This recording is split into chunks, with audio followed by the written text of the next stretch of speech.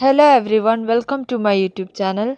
Today I am here in this video with the explanation of the poem Telephone Conversation written by the Nigerian writer Wole Soyinka. Wole Soyinka was a poet, playwright, actor and musician. He was born in western Nigeria in 1934. His first play was The Invention. His other plays include The Lion and the Jewel and The Road. He is the editor of the magazine Black Orpheus.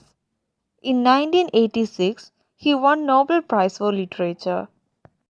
Telephone Conversation is a lyric poem in free verse. The poem is written in first-person narrative. The poem satirizes the discrimination on the basis of color. As the title suggests, the whole poem is about a telephone conversation between the speaker, who is an African, and an English white lady.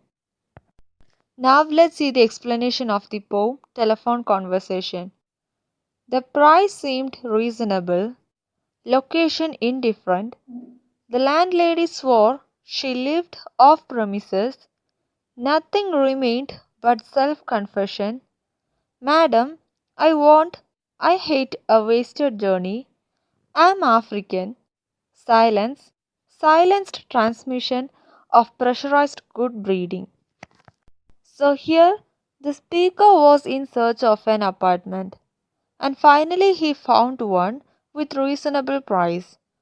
The speaker phoned the owner of the apartment, who lived away from the apartment. The owner was an English white lady. The speaker frankly told to the lady that he is an African.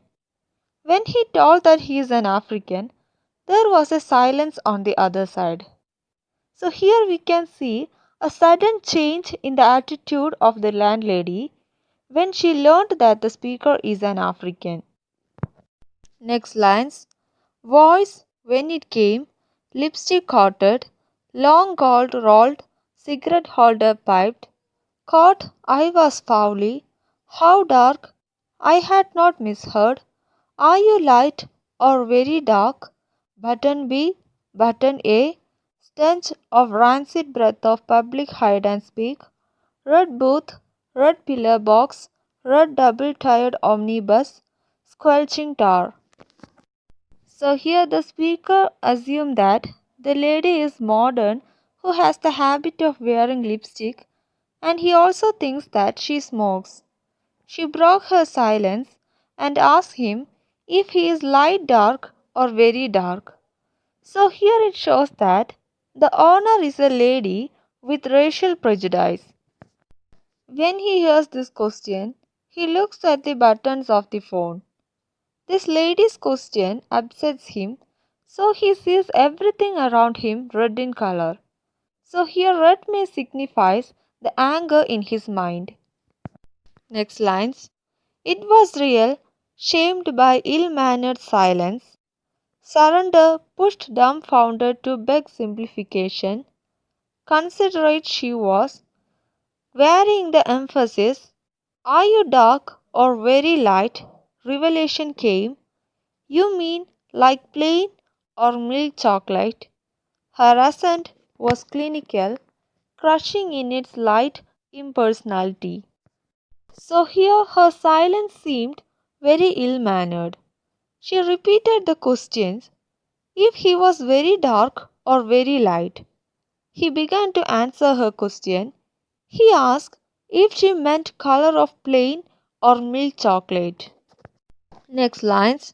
Rapidly, wavelength adjusted, I chose West African sepia, and as afterthought, down in my passport, silence for spectroscopic flight of fancy, till truthfulness clanged her accent, hard on the mouthpiece.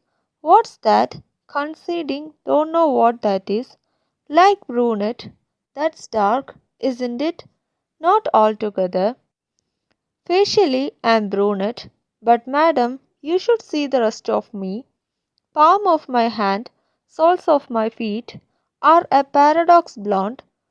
Friction caused foolishly, madam, by sitting down has turned my bottom raven black. One moment, madam. sensing her receiver rearing on the thunderclap. About my ears, madam, I pleaded, wouldn't you rather see for yourself?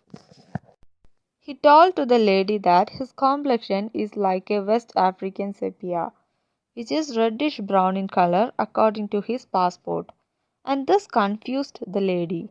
He went on describing about the color of his other body parts. He told that color of his face is like that of a brunette, means white woman or girl with dark hair. Color of the palm of his hand and soles of his feet are golden yellow color. His bottom has turned black because of constant sitting. The color is too black as that of a raven. The speaker guessed that the lady is going to put down the receiver as she understood that the speaker is trying to attack her racial prejudice. So he told her she can directly come over and see the color of his bottom. So this may satisfy her curiosity. So here the speaker was indirectly trying to satirize her racial prejudice without becoming rude to her. It seems that through this poem, he actually satirizes the racial discrimination in general. Hope you all understood the poem. Thank you for watching my video.